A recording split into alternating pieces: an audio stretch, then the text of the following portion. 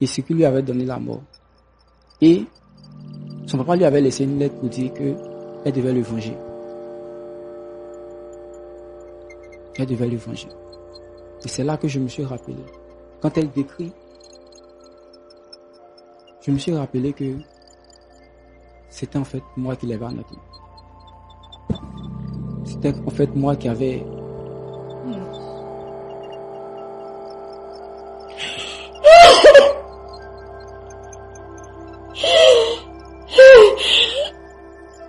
C'était vous qui avez fait quoi, vous avez dit? C'était moi qui avais vidé son compte. J'avais vidé son compte et après ça, j'ai décidé de sortir de là. C'est comme ça que... Non, attends, Jamila, pardon, Jamila, pardon,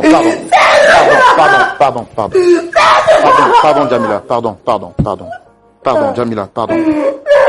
Il faut la calmer, pardon, Jamila, pardon, s'il te plaît, calme-toi, s'il te plaît, Jamila, calme-toi, pardon, calme-toi.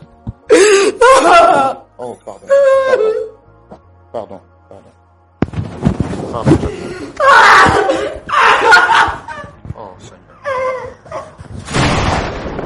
Il était une fois une jeune femme qui avait tout perdu.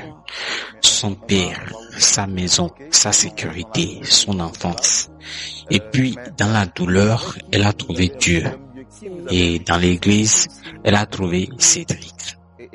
Cédric qui était jovial. Cédric qui était présent. Cédric qui a comblé le vide que son père avait laissé. Son grand frère, son ami, son confident, son futur mari. 2 ans de cheminement dans la chasteté. La dot annoncée dans 5 mois. Tout était parfait.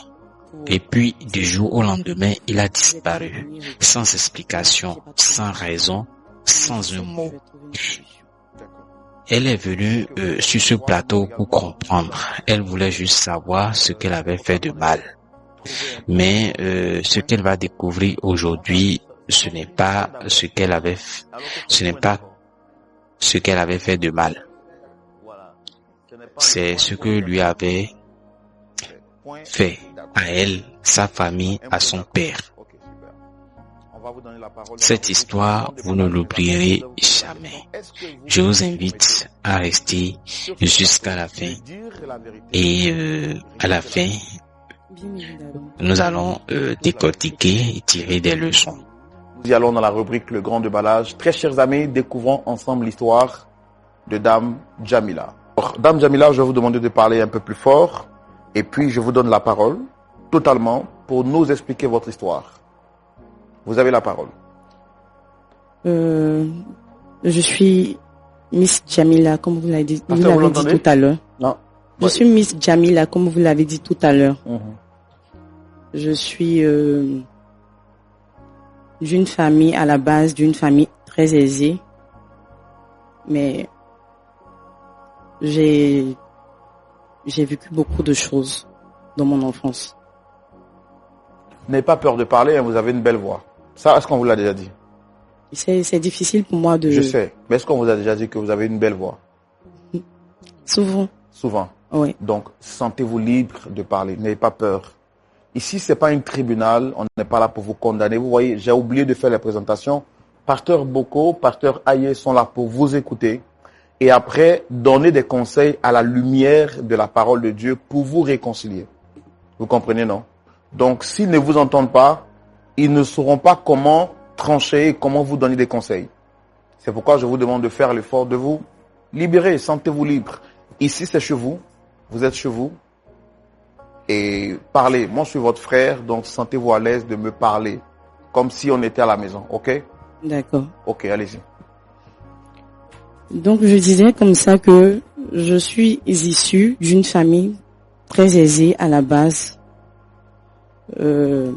J'ai eu un père très aimant, un père qui était mon pilier, qui était l'épaule sur lequel je pouvais pleurer, celui à qui je pouvais tout dire. C'était mon meilleur ami, c'était mon confident. Voilà, un mari aimant, et tout ça.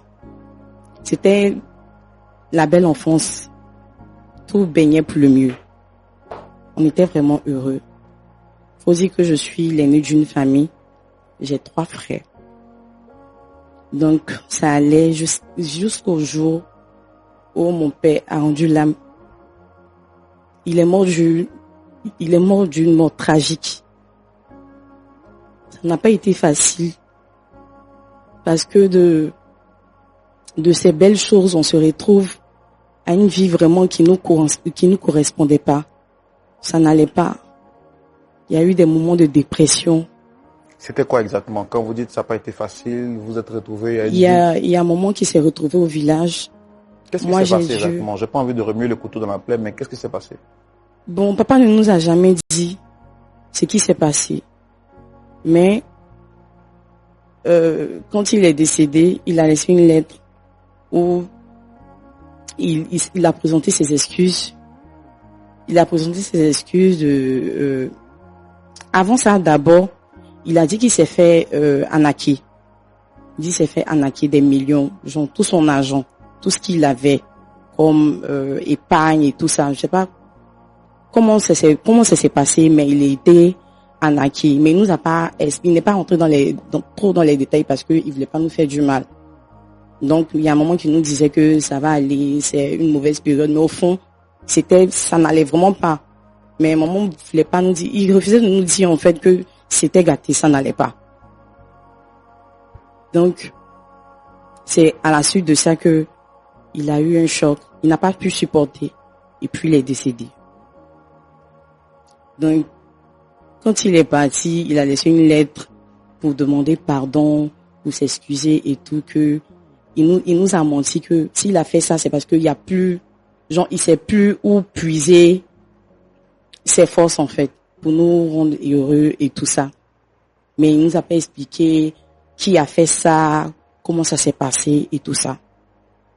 Donc, c'est à la suite de ça, quand il est décédé, que maman est partie au village avec mes frères. Et puis moi, je me suis retrouvée chez ma tante à Abidjan. Parlez un peu fort, s'il vous plaît. Je me suis retrouvée chez ma tante à Abidjan ici. Donc, je suis restée chez ma tante. C'est avec elle que j'ai passé tout ce temps-là. Ça n'a pas été facile. Il y a eu des moments de dépression. Il y a eu beaucoup de choses se sont passées. Si je veux tout expliquer, on va pas quitter ici. Donc, c'était tellement difficile pour moi que je savais pas où tourner la tête. Maman, ça va pas. Il y a pas papa. Les petits frères aussi. Je peux rien faire. Donc, j'ai préféré m'accrocher à Dieu. Là, au moins, là-bas, là, ça peut aller. Et de base, papa nous avait inculqué la valeur chrétienne. Donc, j'ai dû m'accrocher à Dieu. Et puis, vu que je savais un peu chanter, je suis rentrée dans le groupe musical. Je suis rentrée dans le groupe musical, ça a commencé à aller un peu. On a commencé à faire des évangélisations. J'étais à fond, en fait. J'étais à fond. Vous avez décidé de vous investir pour l'œuvre de Dieu. Voilà, me consacrer, même si on peut le dire comme ça. J'ai décidé de me consacrer, de me donner vraiment à Dieu, entièrement à Dieu. Donc, un jour, il y a eu, comme on appelle, une croisade où il y a eu de nouvelles âmes qui se sont converties, qui se sont données au Seigneur. Et parmi ces personnes-là, il y avait Cédric. Parmi ces personnes-là, il y avait Cédric, qui lui aussi venait de se convertir. Et quand il s'est converti, tout ça, des mois après, vu que c'est un bon batteur, ils l'ont recruté dans le groupe musical, donc il est rentré dans le groupe musical de l'église. On a commencé à marcher ensemble, vu qu'on était dans le même groupe musical. On a commencé à marcher ensemble. On était devenus de meilleurs amis, on se disait tout. On faisait tout ensemble. Et un jour, je pense que un jour ça a duré, ça fait des mois après, et puis il est venu à la maison. Il m'a dit, il veut me parler. Je dis, ok, vas-y. Il me dit, je veux que tu sois ma compagne. Il a dit, comment ça, ma compagne? Donc moi, ça m'a cassé un peu, vu que c'est mon meilleur ami. Donc il me suis senti un peu trahi. Est-ce que peut-être il est là pour quelque chose? Ça m'a fait bizarre. Il a dit, non, mais il peut pas accepter. Donc ce jour-là, je me suis fâchée, je suis rentrée, je suis restée à la maison. Lui, il est parti. et tout. Il m'a rappelé encore, il insistait encore sur ça. Donc moi, pour me débarrasser de lui, parce qu'il insistait, pour me débarrasser de lui, je lui ai dit, va voir le pasteur. Et bizarrement, il est parti voir le pasteur. Moi, je m'attendais pas à ça. Je me suis dit, c'est pour me débarrasser de lui. Donc, il allait voir le pasteur. Il a dit ce qu'il ressentait. Donc, papa m'a appelé. On a parlé et tout. Il m'a demandé ce que moi je veux. Je lui ai dit, moi, mon père m'a dit, le premier homme qui va avoir ma nudité, c'est celui qui va me marier. Donc, moi, je veux vivre la chasteté. Le gars a dit, il n'y a pas de problème. Donc, j'étais tellement stupéfaite que je dis, mais de nos jours, là, les hommes qui font ça, là, ils sont 1-1. Donc, qui va accepter ça, là? C'est comme ça, j'ai dit, ok, on va essayer quelque chose. Mais on va rester dans l'abstinence, il n'y a rien. On va pas avoir de rapport, on va marcher comme ça. Il a dit, ok, il n'y a pas de problème. Que lui, ça ne le dérange pas. C'est comme ça, on a commencé à marcher ensemble. On marchait ensemble, on marchait ensemble. Il a commencé à combler le vide, là. Le vide que mon papa a laissé avant de partir, là. Il a commencé à combler ça. Il était tout. Un grand frère. Il ne peut pas dire qu'il était tout. Il est tout, en fait. Si je parle au passé, c'est comme si je l'aime plus. Il est tout pour moi. Un grand frère, un ami, mon meilleur ami. Avec lui, j'oublie tout. En tout cas, toute cette douleur de depuis combien d'années, là, quand je suis avec lui, ça pèse. Donc, à la suite de ça, on a fait 2 ans ensemble, je précise, 2 ans. 2 ans en train de cheminer ensemble? Oui, on a fait 2 ans en train de cheminer ensemble. Et vous avez respecté votre parole de Oui, rester dans l'abstinence oui, durant oui. ces 2 ans? Oui. Vous êtes sûr? Oui, on a respecté ça. Ok. Donc, il y a 3 mois, il a demandé à faire ma dot. Aller voir les parents et tout ça, il n'y a pas de problème. Donc, ils se sont mis d'accord et tout. Donc, dans 5 mois, il doit faire la dot. Après 2 semaines, il est devenu bizarre. Je lui demande, il y a quoi? Il parle pas. Il y a quoi? Il veut pas parler. Il m'évite. Donc, un jour, il est venu à la maison. Il me dit, je veux te parler. Il dit, ok, il n'y a pas de souci. Il me dit, il veut plus de la relation. Et tu veux plus de la relation, comment? Il dit, non, que lui veut plus de la relation, c'est tout ce qu'il a me dit.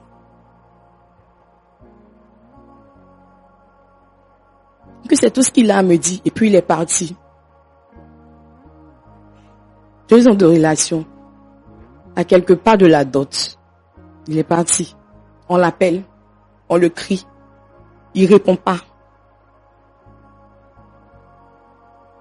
Il répond pas. Ça fait 3 mois. On est parti chez eux. On sait pas où il est parti. C'est comme s'il m'évite. Il sait que je vais partir là-bas. Donc il veut pas en fait. On a tout essayé. Moi, je suis venue pour trouver une solution, pour avoir gain de cause. Parce que je ne sais plus où mettre la tête. Si les propres parents l'ont appelé, il n'a pas voulu répondre. Je ne sais pas. Qu'est-ce que je peux faire? Est-ce que vous lui avez fait quelque chose? Est-ce que vous avez souvenir d'avoir fait quelque chose? Je n'ai rien fait. C'est ce que je veux savoir. Vous ne lui avez rien fait? Je n'ai rien fait. C'est pour ça que je suis venue aujourd'hui. Je veux savoir ce que je lui ai fait. Parce que si je lui ai fait quelque chose là, au moins qu'il me dise, ah, je t'ai fait ça, c'est pour ça que je veux pas. Parce que tu connais ma situation. Je ne peux pas disparaître du jour au lendemain. C'est pour ça que je suis venue. Je veux savoir en fait ce que je lui ai fait. Si je lui ai fait quelque chose de mal, qu'il me dise, s'il y a lieu qu'on règle là, on va régler. Mais il ne peut pas disparaître du jour au lendemain.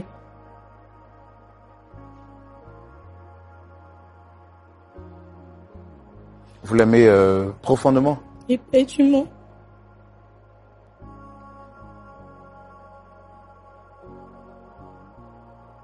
D'accord.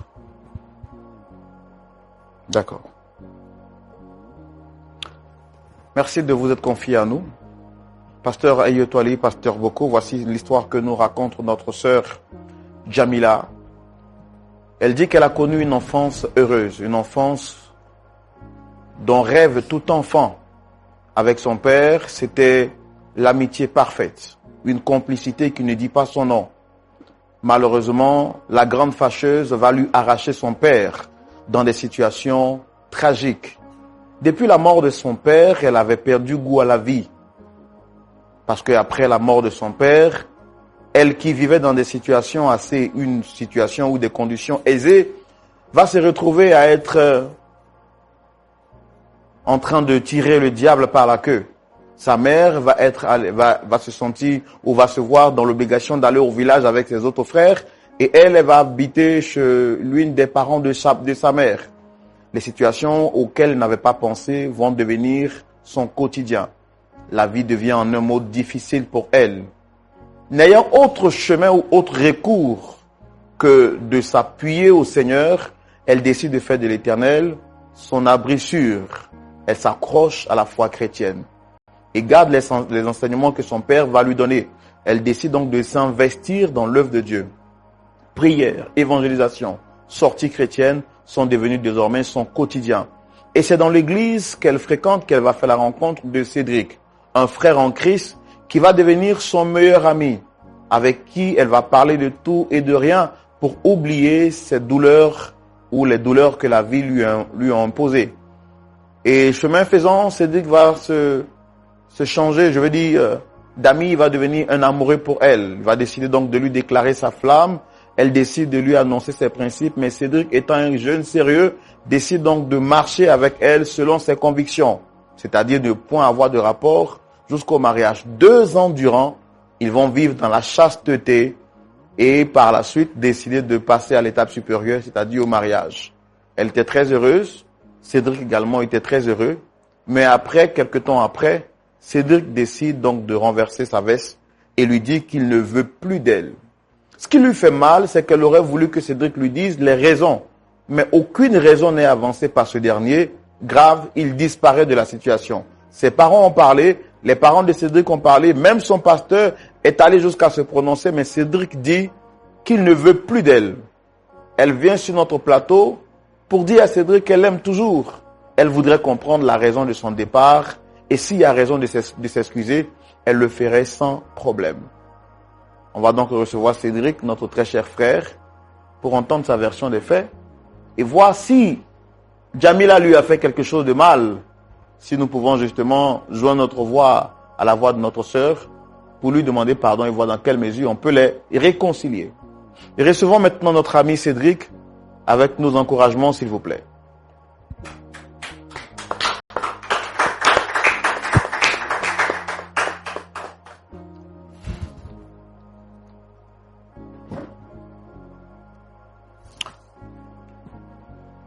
Monsieur Cédric, shalom. Shalom, frère Roland. Vous allez bien? Oui, ça va très bien, par la grâce de Dieu. Merci de répondre à notre invitation. Vous connaissez déjà mon nom. En face, vous avez le pasteur Ayetwali et le pasteur Boko, qui sont pasteurs consultants de l'émission. Et puis, avec nous sur ce plateau, j'ai en face de moi Dame Jamila. Je voudrais vous demander, est-ce que vous la reconnaissez? Oui, je la connais très bien. Quels sont vos rapports? Quels sont les liens? Et quels sont les rapports qui vous lient? Jamila, c'est une sœur de l'église, une amie pour moi. Pas plus. En dehors des rapports spirituels ou fraternels qui vous lient, est-ce qu'il n'y a pas d'autres rapports en dehors de ces deux-là? Non, il n'y a pas d'autres rapports. Le seul lien qui est là, c'est l'amour fraternel. Elle est simplement une amie pour vous? Oui, une amie. Cédric. Il y a quoi? Moi, je suis une amie pour toi. Tu es qui? Moi, je suis une amie pour toi. Jamila, tu es qui pour moi? Je pensais que cette histoire, on avait réglé ça. Tu as quel problème? C'est forcé de te marier? C'est forcé de t'épouser? Je t'ai dit que je veux plus de cette relation. Il y a quoi? Pourquoi tu me fais ça? Il y a quoi? Comment tu penses que c'est en venant ici que tu vas régler quelque chose? Je t'ai dit je veux plus de cette relation. Je veux plus. Jamila, je veux plus. Pour toi, c'est un jeu. Si tu veux, tu peux voir ça comme un jeu. Toi, mais je t'ai dit que je veux plus. Le mariage, je t'ai bien dit que c'est une histoire de vie. Je ne veux pas faire de mauvais choix. Et là, j'ai compris que j'ai fait un mauvais choix. Donc, je veux plus. Tu veux que je te dise en quelle langue? Donc, pour toi, aujourd'hui, là, moi, je suis devenu un mauvais choix. Tu es un mauvais choix. Moi, je suis un mauvais choix. Jamila, si tu veux, tu peux dire quoi que tu veux. Mais je ne veux plus de cette relation. Et si c'est pour toi, tu penses que c'est en m'envoyant ici que je vais changer de décision. Okay. Tu t'es foutu le doigt dans l'œil. D'accord. Il n'y a pas de problème. Je veux savoir, tu veux plus de moi, je veux savoir ce que je t'ai fait. Parce que tu ne peux pas te lever du jour au lendemain, après 2 ans de relation, à quelque part de ma dot, tu vas me dire que tu veux plus de la relation. D'abord, tu disparais, tu fais 3 mois, tu donnes pas de tes nouvelles. Jamila, que je t'ai fait quelque chose ici. Que je t'ai fait quoi? J'aime pas ça, hein. Je vais te taper. Depuis 2 ans, je t'ai jamais tapé. À ce point. Je vais te taper. Je vais te taper. Tu es un monstre. Je t'ai dit que tu as fait quelque chose ou pas. Je t'ai dit que je veux pas de cette relation. Je veux même plus d'explications.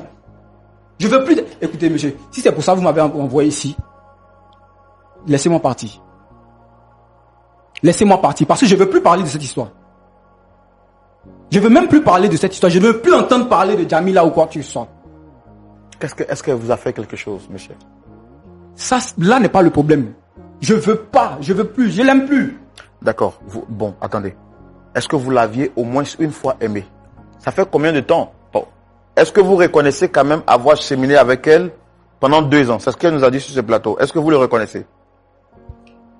J'ai cheminé avec Jamila pendant 2 ans.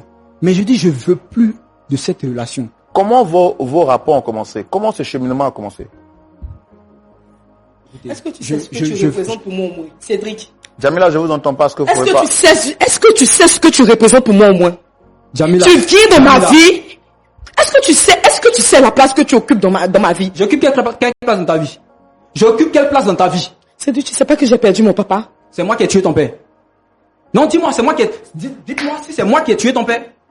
C'est moi qui ai tué ton papa.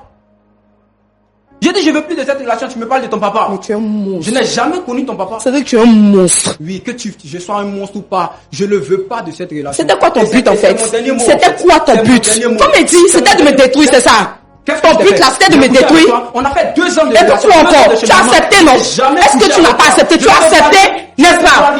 Je ne te dois rien. On a fait 2 ans de relation. Je n'ai jamais couché avec elle. D'accord, non, là n'est pas le problème parce que coucher, c'est pas forcément avoir des rapports physiques.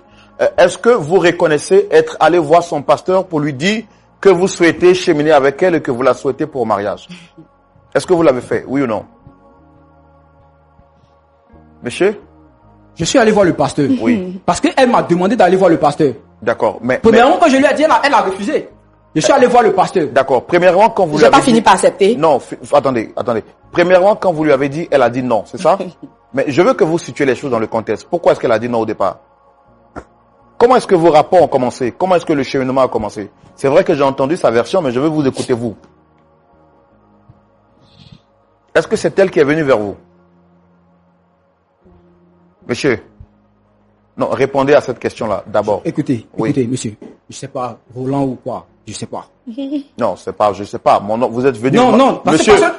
Parce que là, je vois que vous m'avez envoyé ici pour m'humilier. Je sais pas si c'est. C'est pas une question d'humiliation. C'est pas une question d'humiliation. Je sais pas. Est-ce que vous êtes marié, non? C'est une conversation. Répondez-moi. Est-ce que vous êtes marié? La réponse à une question n'est pas une question. Vous êtes marié? Non, je vous ai posé une question. Est-ce que vous êtes marié? Moi, je vous ai posé une question, vous m'avez pas répondu. Vous ne pouvez pas me poser d'autres questions.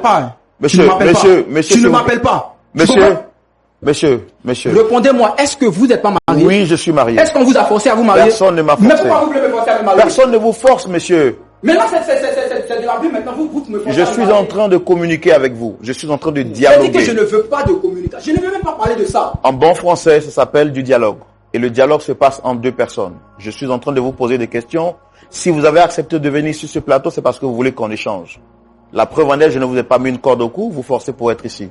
C'est parce que vous avez donné votre aval, n'est-ce pas, votre caution, que nous sommes en train de discuter avec vous.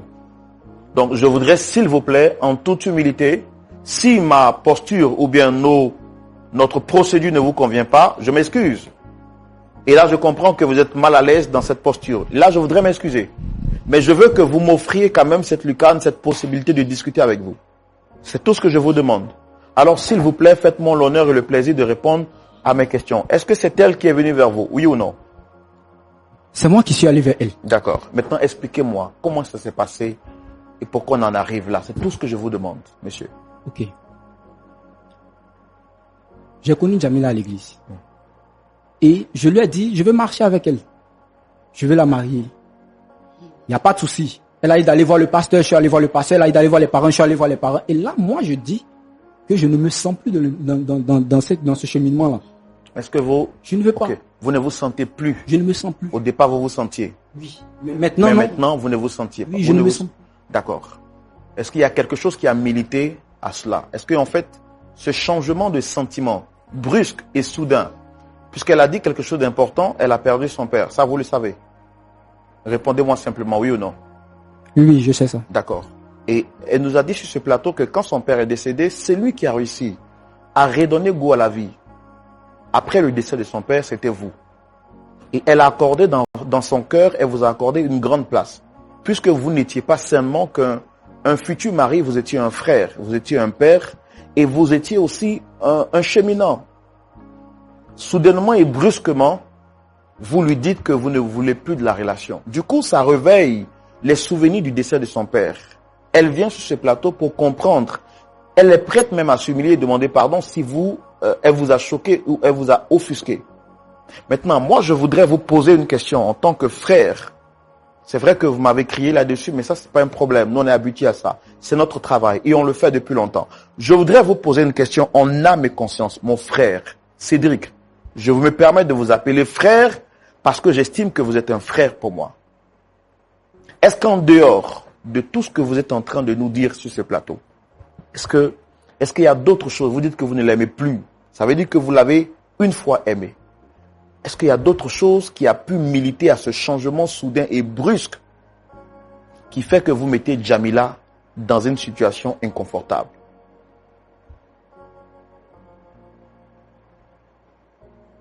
Monsieur Cédric, est-ce qu'il y a quelque chose que Djamila vous a fait ou il y a quelque chose qui vous est arrivé? Est-ce que vous avez fait la rencontre d'une autre personne ou est-ce qu'il y a un autre événement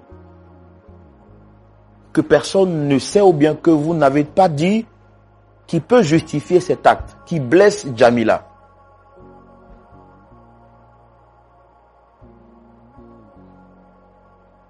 Mon frère, Cédric, parlez-moi en toute sincérité. Moi, je ne suis pas ici pour vous juger, pour vous condamner. Ici, ce n'est pas un plateau, un tribunal de jugement. C'est une maison qui aide, c'est un plateau qui aide des personnes.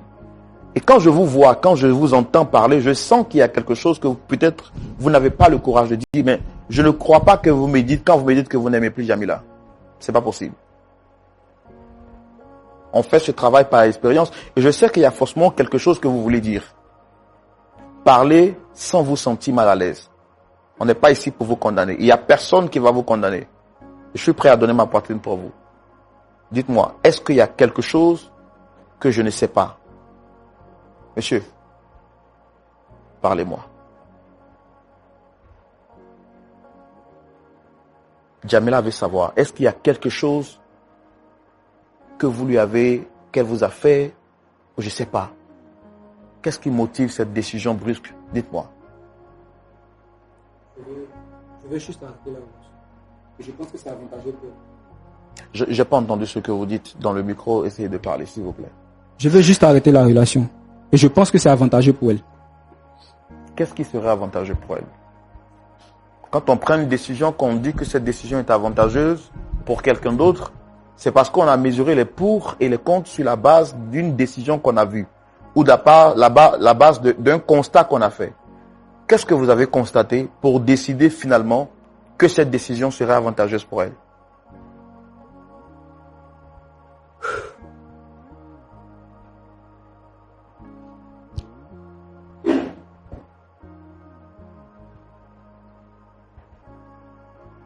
N'ayez pas peur de me parler, monsieur.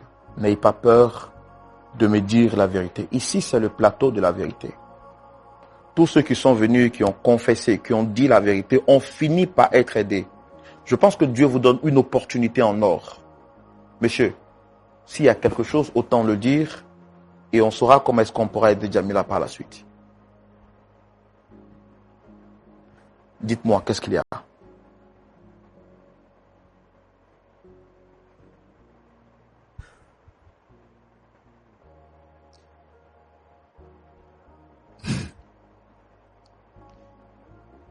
Frère Roland, je pense que tout ça c'est Dieu. Je ne sais pas comment vous arrivez à faire parler les gens. Mais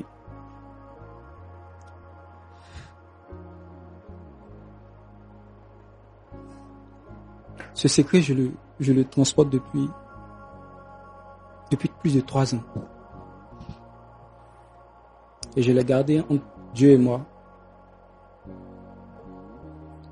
Essayez de parler plus fort. Essayez de parler plus fort. Mon frère Cédric, le Seigneur ne vous condamne pas. Peut-être votre conscience vous condamne ou bien peut-être quelqu'un d'autre pourrait vous condamner. Mais moi ici, il est pasteur avec moi. Nous sommes là pour vous aider. Parlez et dites-moi, qu'est-ce qu'il y a? En fait, moi Cédric, je ne suis pas issu d'une famille riche. Et mes parents se battaient chaque année pour me scolariser. Et c'est comme ça, vu la souffrance de mes parents, j'ai un groupe d'amis qui m'ont montré quelque chose. Et j'ai voulu essayer cette chose-là. C'était quoi cette chose?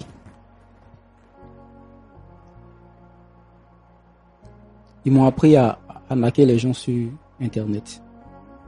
Ils vous ont appris à faire quoi? Ils m'ont appris à arnaquer les gens sur Internet.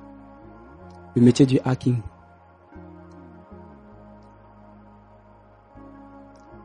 Et dans les débuts, je le faisais pour me scolariser moi-même.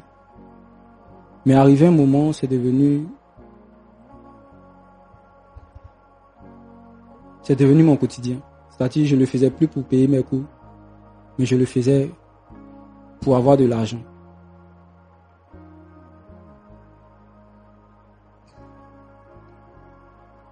Et c'est comme ça, j'ai décidé de donner ma vie à Jésus. Lors d'un programme un jour, parce que on avait fait un gros coup, après lequel j'ai pas eu la conscience tranquille. Et j'ai décidé d'arrêter tout. Et c'est comme ça, le jour d'une croisade, le pasteur a prié, il a prêché, et j'ai décidé de donner ma vie à Jésus. Pendant cette croisade, le pasteur a prié pour nous. Et effectivement, j'ai commencé à servir à l'église. Et cette amie-là, qui était avec moi, elle me suivait, on priait ensemble. Je suis même rentré au groupe musical parce que j'étais un batteur, je savais jouer à la batterie. Rapprochez le micro et parlez un peu fort. Parce que je savais jouer à la batterie, j'étais un batteur. J'ai commencé à servir. Et elle et moi, on avait des temps de prière. Elle m'encadrait très bien. Et c'est comme ça, une fois j'ai décidé de lui dire que je veux marcher avec elle. Quand je lui ai dit que je voulais marcher avec elle, elle a refusé. Elle m'a dit que je suis nouveau chrétien et que mon but premier c'était d'avoir Jésus dans ma vie et que j'étais pas là pour le mariage. Et je lui ai fait comprendre que j'étais prêt à tout pour la marier. Et elle m'a dit, si c'est comme ça, moi d'aller voir le pasteur. Et effectivement, c'est ce que je voulais. Donc je suis allé voir le pasteur. Le pasteur m'a dit, il n'y a pas de problème, donc on va vous suivre et on va vous encadrer jusqu'au mariage. On allait voir, les parents me connaissent et tout. Une fois, un dimanche à l'église, le pasteur était en train de prêcher. Il a lancé un appel. Il a donné un message vraiment touchant qui parlait du pardon et de la confession. Parlez un peu plus fort. Là, et de la confession. Oui. Donc le pasteur a donné un message qui parlait de quoi? Qui parlait du pardon et puis en même temps de la confession. Donc, moi j'étais là. Là, je me suis pas levé, je suis pas allé me confesser, je ne sais pas. Mais Jamila s'est levée et elle est allée se confesser. Et là, elle a dit que son papa avait été arnaqué et on l'avait arnaqué d'une grosse somme et ce qui lui avait donné la mort. Et Son papa lui avait laissé une lettre pour dire qu'elle devait le venger. Elle devait le venger. Et c'est là que je me suis rappelé. Quand elle décrit, je me suis rappelé que c'était en fait moi qui l'avais arnaqué. C'était en fait moi qui avais...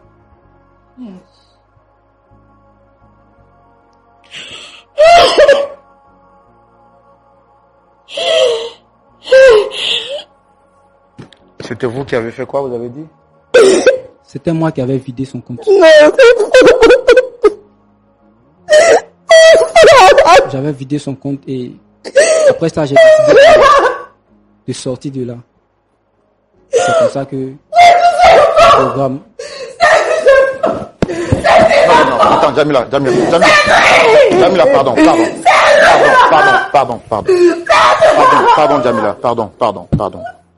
Jamila, pardon. Il faut la calmer, pardon, Jamila, pardon, s'il te plaît, calme-toi, s'il te plaît, Jamila, calme-toi, pardon, calme-toi.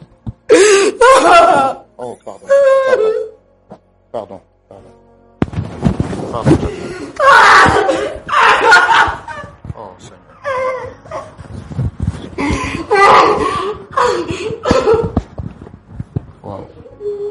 Wow.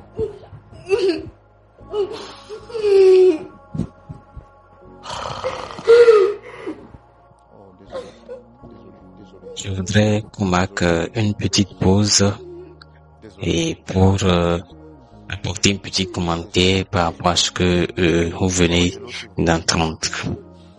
Je vais vous demander de prendre une grande inspiration parce que ce que vous venez d'entendre, c'est l'une des révélations, je dirais, les plus lourdes que Point d'accord ait jamais diffusées. Cédric vient de confesser en direct devant Dieu et devant les hommes que c'est lui qui a arnaqué le père de Jamila, vidé son compte, pris tout ce qu'il avait, et que cet homme incapable de supporter le choc financier a perdu la vie. Le père que Jamila pleurait encore, le père dont elle portait la lettre dans son cœur, le père dont il avait juré de se venger un jour. Et cet homme-là, le bourreau de son père, est devenu son meilleur ami, son consolateur, son fiancé. Pendant 2 ans, Cédric a regardé cette femme guérie de la blessure qu'il lui avait lui-même infligée. Il l'a aidé à se relever. Il a comblé le vide de son père tout en sachant.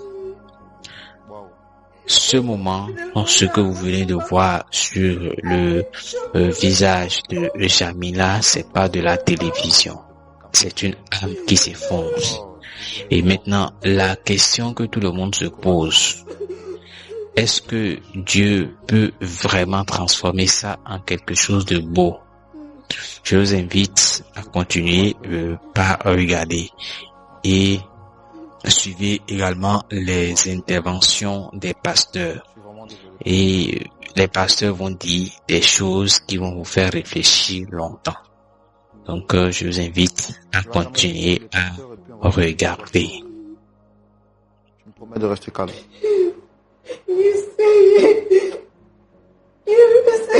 Si tu veux pleurer autant de fois que tu veux pleurer, vas-y. Faut te libérer. Ok? Calme-toi, s'il te plaît. Non, calme-toi, s'il te plaît, s'il te plaît. S'il te plaît.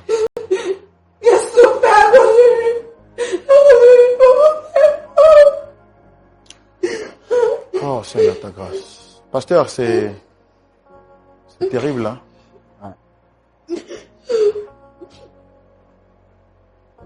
Bon, on s'attendait pas aussi à entendre une vérité assez cruelle. Pour moi, je me disais que peut-être qu'il avait découvert une autre femme. Et on entend une vérité assez triste comme ça.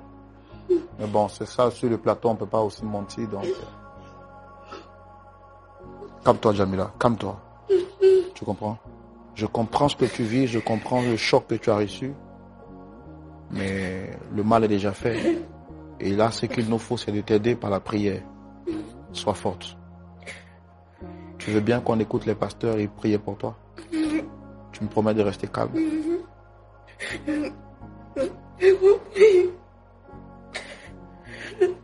Wow. Je voudrais m'excuser auprès des téléspectateurs. Ce sont les aléas du direct lorsque nous sommes sur ce plateau, des situations imprévues qui arrivent et nous sommes obligés de les gérer justement pour aider nos invités qui nous ont fait confiance et nous savons que Dieu pourra justement nous aider à trancher cette histoire. Je pense que vous avez compris. Pour dire vrai, on ne s'attendait pas à vivre une situation assez inconfortable comme ça sur le plateau. Je vais tout de suite donner la parole au pasteur Ayetoli et au pasteur Boko également pour écouter leur point de vue par rapport à cette situation dans la rubrique à la loupe de la parole. Pasteur Boko. Oui, mon frère Roland. Voici la situation à laquelle nous sommes confrontés. D'accord. Jamila avait promis et gardé ses secrets dans son cœur, venger son père lorsqu'elle découvrirait celui qui lui avait fait du mal. Aujourd'hui, elle découvre sur ce plateau que la raison pour laquelle Cédric a dit qu'il ne voulait plus d'elle, c'est parce qu'il a découvert lors de cette confession à l'église qu'il était l'auteur de ce crime qui a occasionné la mort de son beau-père. Fallait-il continuer dans cette relation, sachant qu'il était celui qui a arqué son père et qui a conduit à sa mort, ou dire la vérité et être jugé? Par peur d'être jugé, il a décidé donc de garder la vérité pour lui et de s'enfuir. Dieu, sachant faire les choses sur le plateau de la vérité, il a essayé de contourner la vérité, mais il a fini par confesser. Que faire dans cette situation? Merci mon frère Roland. Jamila, en tout cas toutes nos condoléances par rapport donc au départ tragique de ton père qui te couvrait de ses plumes et qui faisait tout pour que tu sois heureuse et que tu ne manques de rien.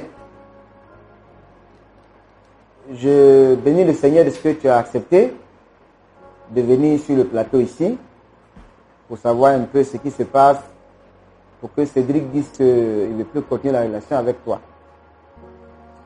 Merci aussi d'avoir accepté de rester juste après la découverte de la vraie raison. Cédric, merci d'avoir dit la vérité, d'avoir avoué et d'avoir compris qu'à un moment donné, après la confession de Jamila, que cette relation-là, vraiment, tu penses que c'est pas bon de la continuer parce que tu sais ce que tu es en rapport avec le décès de son père. Je voudrais te poser une question simplement, Cédric. Pourquoi tu avais décidé de te marier avec Jamila?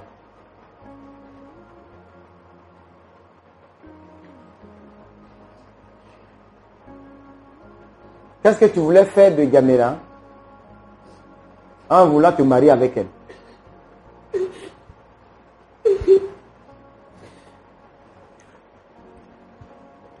Je voulais qu'elle soit ma femme. Je voulais qu'elle soit ta femme. Qu'est-ce que ça signifie pour toi le mariage? C'est-à-dire un homme qui marie une femme. Qu'est-ce que ça signifie pour toi?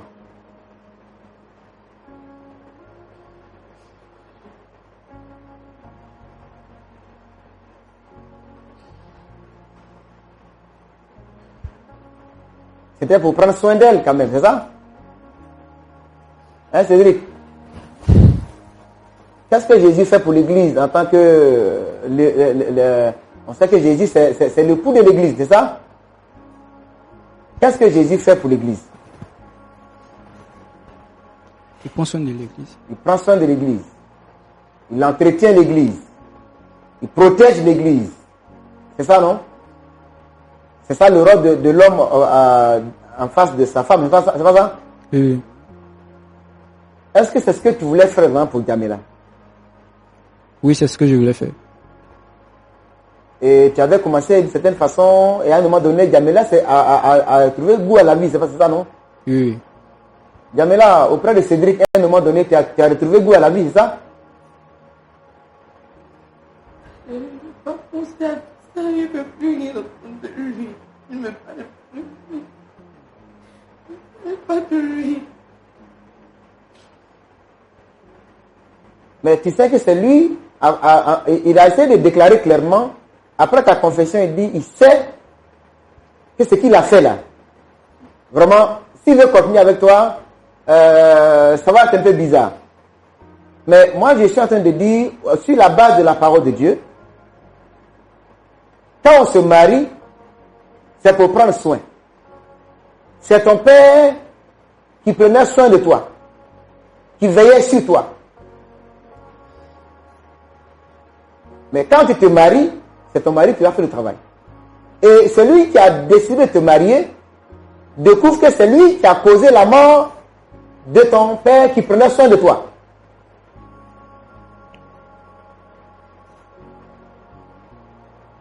C'est vrai, c'est tragique.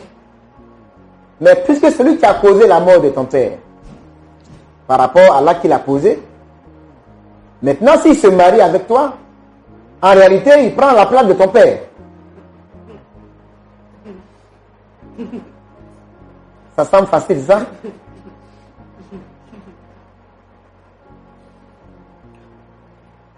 Djamila, quand tu vas te marier, tu vas prendre le nom de qui? Même si ce n'est pas avec Cédric. Tu prendras le nom de ton mari, non? C'est ça? La Bible dit, c'est pourquoi l'homme quittera son père et sa mère, s'attachera à sa femme, et les deux deviendront une seule chair. Mais dans ce sens, vous allez voir que quand la femme se marie, elle laisse le nom de son père, et puis elle prend le nom de son nouveau mari, qui devient son nouveau père en réalité, dans ce contexte-là.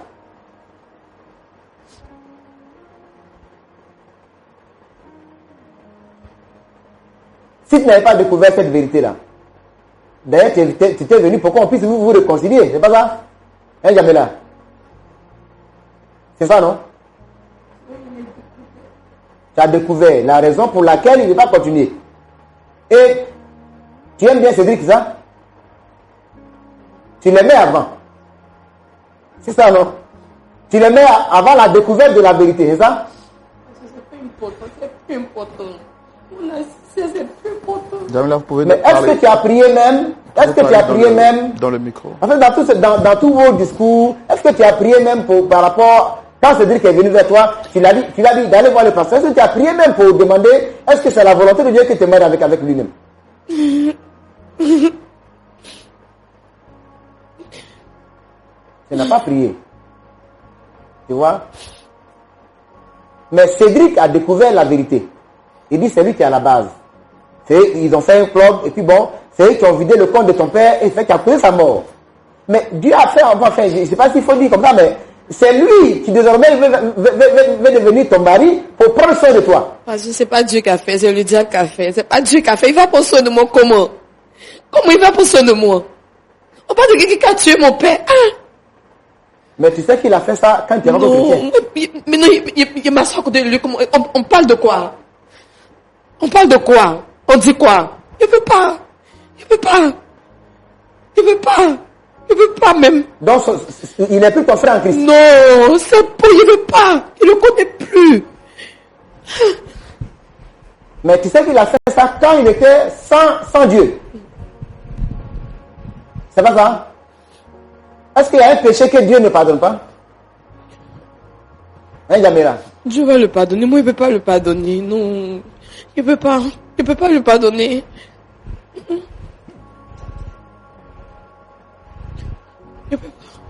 Donc tu es fermé la porte totalement à Cédric. C'est parce qu'il y a beaucoup d'hommes. Sinon, même, il pouvait le poignarder, même s'il y avait quelque chose à côté de moi. Il pouvait prendre quelque chose pour le poignarder, pour le blesser. Et puis quand tu as fini de faire ça, qu'est-ce que tu gagnes? Est-ce que ton père reviendrait après ça? Ça va me soulager parce qu'il a promis ça à mon papa. Ça va me soulager.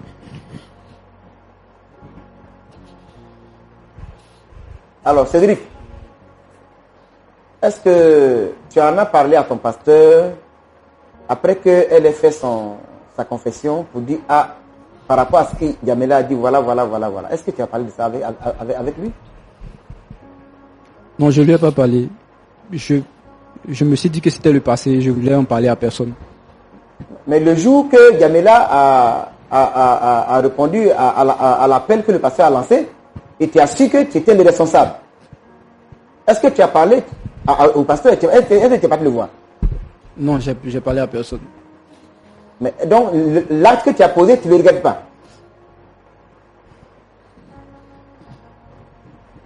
Tu gardes ça sur toi?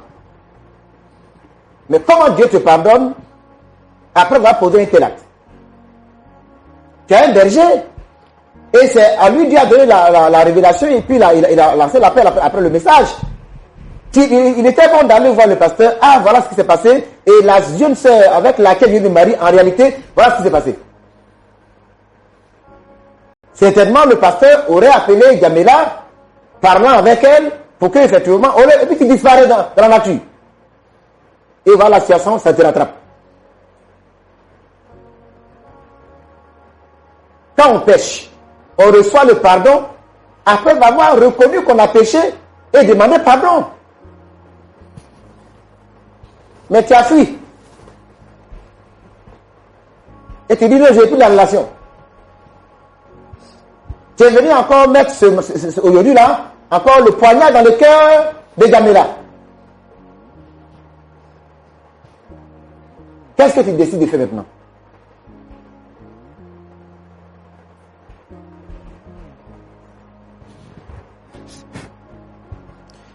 Si seulement Djamila pouvait me pardonner. Si elle pouvait te pardonner. Mais tu vois la démarche. Tu vois la démarche que tu as adoptée. Vous avez le même pasteur. Et c'est le pasteur quand il apprend le message, Djamila est venu faire une confession de foi. Elle est venue pour dire, ah, effectivement, t'entends ici. Mais après ça, il était très bon d'aller voir le pasteur pour dire, pasteur, vraiment, ce que Djamila a dit, je vois que je suis le coupable. Donc vraiment, alors que c'est avec elle que je viens de marier. Donc vraiment, je ne sais pas qu'est-ce qu'il faut faire. Est-ce que tu peux essayer? Voilà. Mais tu n'as rien fait et tu veux que Dieu te pardonne et tu veux que Djamila te pardonne. D'accord. On va donner la parole au pasteur Aye. Mais le pasteur a tout dit. Hein. Est-ce que Djamila peut être l'épouse de son bourreau? C'est la question qu'elle se pose. On parle de quoi?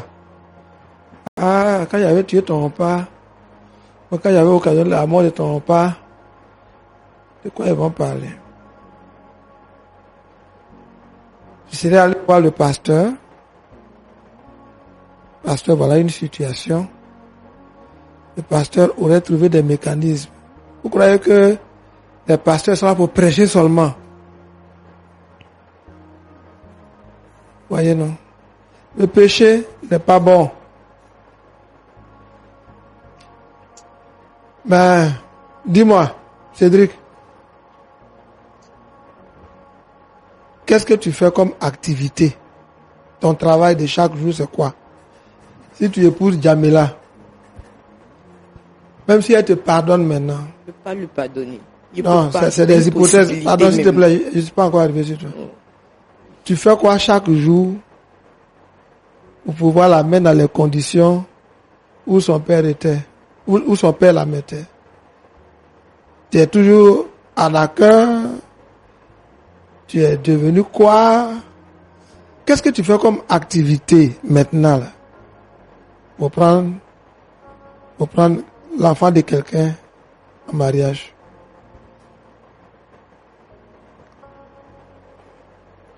Bon, actuellement, je suis graphiste. Et depuis plus de 3 ans, après ma conversion, j'ai arrêté ce métier. Et actuellement, c'est l'infographie que je fais. Tu as arrêté quel métier?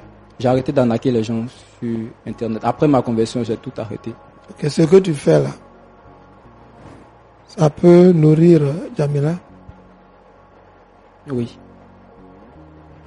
Ça peut lui faire oublier le mal que tu lui as fait?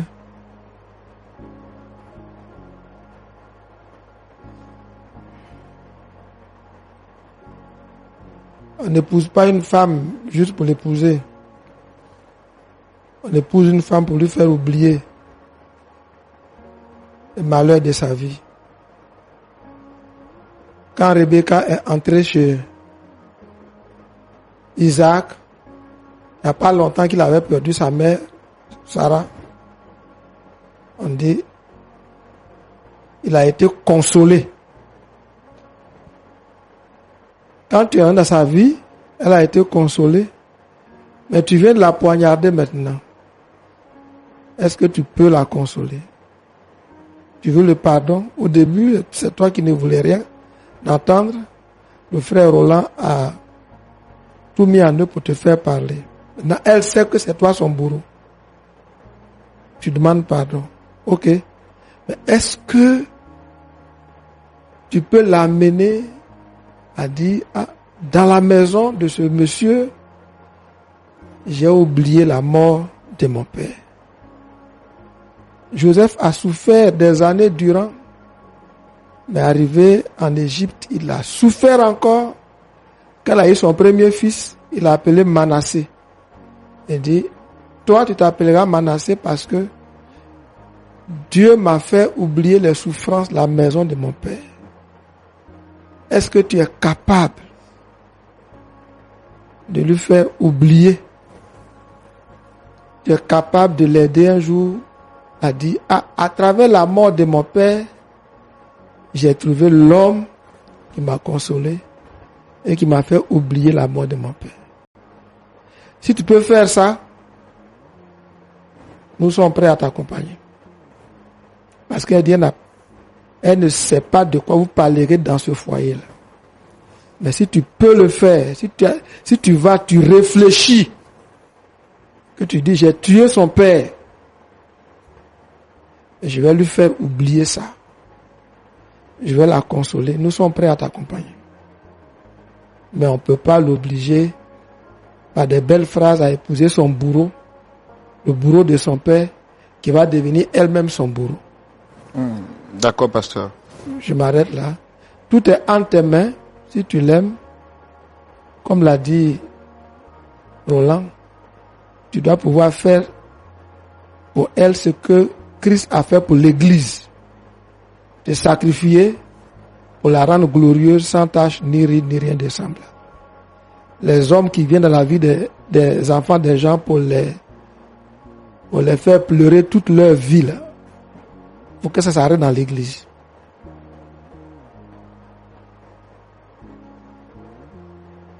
Quant à toi, Jamila, parle avec le pasteur. Tu ne peux pas vivre avec les ressentiments le reste de ta vie. Tu ne peux pas chercher à poignarder, à te venger. Dieu a déjà rappelé papa. Il a un moyen pour te consoler.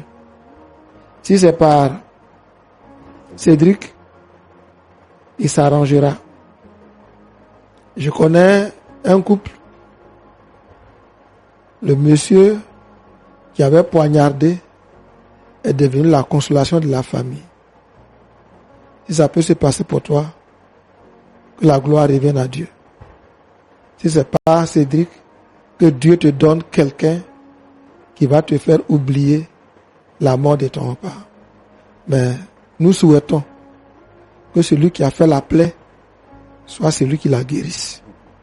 On est prêt à vous accompagner par nos prières et par nos conseils. Merci, pasteur. Cédric, quel est votre mot de fin après avoir écouté les pasteurs? En quelques secondes, s'il vous plaît.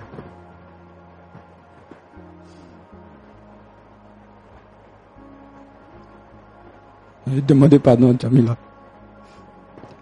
Même si elle ne veut plus me marier, même si elle ne veut plus m'épouser, elle n'a qu'à me pardonner. Aidez-moi à lui demander pardon. C'est vrai que j'ai gardé cette blessure depuis des années. Mais je pense qu'il est temps de me libérer. Et je vous en supplie, demandez-lui pardon. En tout cas, dans votre posture, moi, je ne vous condamne pas. Tout ce que je peux vous demander, c'est de vous relever. Mais vous devez être fier d'avoir dit la vérité. Parce que cette vérité, vous aurez pu la garder avec vous jusqu'à votre tombe. Et si vous l'avez dit aujourd'hui, c'est vrai que ça fait mal. Mais sachez que moi, je ne vous condamne pas et personne ne vous blâme. Ayez la conscience tranquille. C'est un mal que vous avez fait quand vous ne connaissiez pas le Seigneur. On ne va pas le justifier. Mais aujourd'hui que vous avez accepté le Seigneur, Romains 8 dit qu'il n'y a plus de condamnation pour ceux qui sont en Christ. Pourvu que vous êtes sincères, il n'y a personne qui vous condamne. Quant à Jamila, je pense qu'elle a besoin du temps. Et les conseils et les prières du pasteur feront le reste. On va continuer à vous suivre en secret. Permettez-moi de vous aider à vous relever, puisque c'est moi qui vous ai contraint à dire la vérité. Ne vous sentez pas mal à l'aise. Soyez libre, soyez fort, et on est avec vous. On est avec vous. Que Dieu vous bénisse. Donc, frère Roland. Oui, pasteur. En disant, j'ai demandé à Cédric de donner du temps à Jamila, comme je disais, parce que c'est pas une situation. Pour l'instant, ils sont que fiancés, ils sont en cheminement. Qu'il la laisse vraiment. À 5 mois de la dot, déjà voilà. On peut sur soi la dot déjà. Voilà, comme la dot n'a pas encore eu lieu, tout ça, mais il n'a qu'à la laisser pour qu'elle puisse prendre le temps de réfléchir et puis prendre sa décision.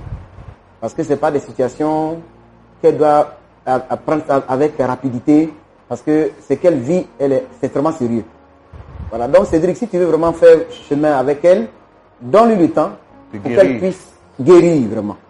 Et puis toi aussi, comme il a dit, en tout cas, tu as dit la vérité, tu es libéré aujourd'hui. La balle est dans son camp, elle va voir qu'est-ce qu'il faut faire, et puis le pasteur de votre assemblée pourra vous aider pour qu'effectivement, vous puissiez avancer. Je ne vais pas donner la parole à Jamila parce que je sais qu'elle est vraiment sous le choc. Tout ce que je peux demander, c'est de demander au pasteur Aïe de prier. En Ésaïe, il dit, l'Esprit du Seigneur est sur moi parce qu'il m'a oint pour annoncer une bonne nouvelle, pour guérir ceux qui ont le cœur brisé. Ésaïe 61, verset 1 à 2. Pasteur Aïe, est-ce qu'on peut prier pour Jamila, pour Cédric, mais pour toutes les personnes également qui vivent des situations pareilles dans le monde entier?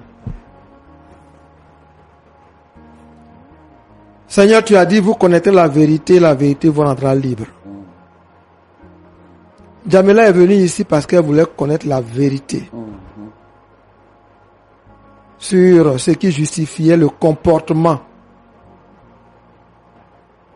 de Cédric. Cédric était culpabilisé, ne voulait pas épouser la fille de celui qui l'a conduit à la mort. Il l'a fait dans le passé. Et sur ce plateau, il s'est confessé, il a dit la vérité.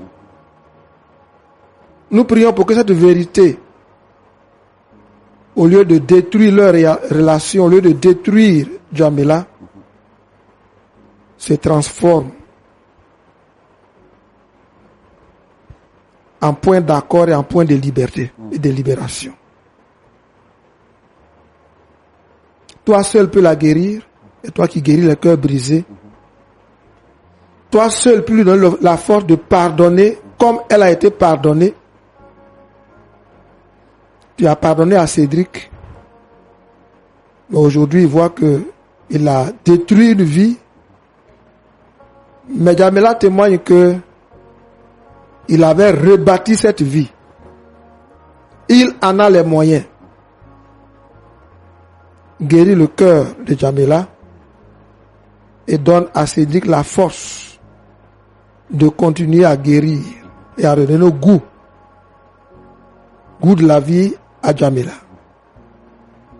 Par ricochet, nous prions pour tous ceux qui se retrouveraient dans une situation similaire. Que le Saint-Esprit achève ce qu'il a commencé. Tu n'as pas croisé Cédric et Jamila pour rien. Tu veux aller loin avec eux. Fais de même avec tous ceux qui se sont croisés avec leur bourreau. Que le pardon soit accordé et que tes desseins soient accomplis. Au nom de Jésus. Amen. Amen. Amen. Amen. Alors que nous sommes en train de terminer cette émission, je voudrais dire merci au pasteur Boko, au pasteur Ayetwali. Merci aux téléspectateurs que vous êtes. Merci à nos invités d'être venus sur ce plateau et de s'être confiés à nous. Jamila, Cédric sont venus sur ce plateau pour se confier à nous. Ils nous ont dit toute la vérité. Notre ami Cédric, que voici, est venu sur ce plateau juste après, disant à Jamila qu'il ne voulait plus d'elle. Jamila cherchait à comprendre. Elle a fini par comprendre sur ce plateau que la raison pour laquelle Cédric fuyait ce mariage, c'est parce qu'il avait découvert en réalité qu'il était l'auteur qui avait conduit son père à la mort. Sur ce plateau, Jamila découvre que celui qu'elle aimait tant, qu'elle aimait éperdument, est l'auteur qui a conduit à la mort de son père après avoir été celui qui a arqué son père, qui l'a conduit justement à la mort et qui a conduit sa mère au village et qui lui a fait vivre l'enfer qu'elle a vécu. Si vous étiez à la place de Cédric, dites-moi, est-ce que vous auriez dit cette vérité sachant qu'elle conduirait à remuer le couteau dans la plaie de celle que vous dites aimer? Je vais faire quelque chose d'un peu différent ce soir. Je vais m'adresser directement à chacun d'eux parce que cette histoire est trop lourde pour une analyse ordinaire. Jamila, tu es venu sur ce plateau avec une question simple. Qu'est-ce que j'ai fait de mal? Et tu es reparti avec une vérité que tu n'aurais jamais voulu connaître. Pendant 2 ans, tu as aimé l'homme qui a tué ton père. Pendant 2 ans, tu t'es consolé auprès de lui sans savoir que c'est lui qui avait creusé la blessure. Et le pire dans tout ça, c'est que pendant ces 2 ans, tu étais en train de guérir. Il t'avait rendu coup à la vie. Et maintenant, cette guérison-là est remise en question. Je ne vais pas te dire quoi faire. Ce serait irrespectueux face à la douleur que tu portes. Mais je veux te dire une chose. La promesse que tu as faite à ton père de te venger, garde-la dans ton cœur pour l'instant. Parce que la vengeance ne ramènera pas ton père. La vengeance ne ramènera pas ton père. Et elle ne guérira pas ta blessure. Seul le temps, la prière et peut-être un jour le pardon pourront faire ça. Tu n'as pas à décider ce soir. Tu as le droit de souffrir. Tu as le droit de pleurer. Tu as le droit de ne pas savoir. Prends le temps. À Cédric, j'aimerais dire, tu portais ce secret depuis plus de 3 ans. Seul, et tu as choisi la fuite plutôt que la confession. Je comprends, parce que comment on dit à la femme qu'on aime, c'est moi qui ai causé la mort de ton père. Mais en fuyant, tu lui as infligé une deuxième blessure. Après l'avoir arraché à son bonheur une première fois avec son père, tu l'as arraché à son bonheur une deuxième fois en disparaissant. 2 fois. Oui, 2 fois. Et pourtant, sur ce plateau aujourd'hui, tu as dit la vérité. C'est courageux, vraiment. Parce que tu aurais pu continuer à mentir. Tu aurais pu dire, je ne l'aime plus et partir avec ton secret jusqu'à la tombe. Mais tu ne l'as pas fait. Est-ce que ça efface ce que tu as fait? Non.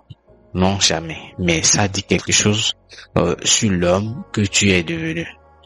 Et le pasteur a raison. Dieu t'a pardonné. Maintenant, c'est à toi de mériter ce pardon. Non pas en parole, mais par des actes. Ce que cette histoire nous enseigne concrètement, c'est simple. C'est que nos péchés passés finissent toujours par nous rattraper. Ça, je le dis avec conviction. Pas pour nous détruire, mais pour nous forcer à les affronter. Cédric pensait avoir laissé se passer derrière lui le jour de sa conversion. Mais Dieu a orchestré les choses pour que la vérité sorte dans le seul contexte où elle pouvait peut-être mener à quelque chose de beau plutôt que de destructeur. Et cette phrase du pasteur que je veux laisser avec vous, la valeur du pardon réside en la gravité de la faute pardonnée. Si Jamila peut un jour pardonner à Cédric, et je dis bien un jour, pas maintenant, ce sera l'un des actes les plus extraordinaires qu'un être humain puisse poser. Merci d'avoir suivi jusqu'à la fin. Je suis Alléluia famille. Si cette histoire vous a touché, je suis sûr que cette histoire vous a touché, j'en suis sûr. Partagez-la à 5 personnes qui ont besoin de l'entendre et laissez votre commentaire.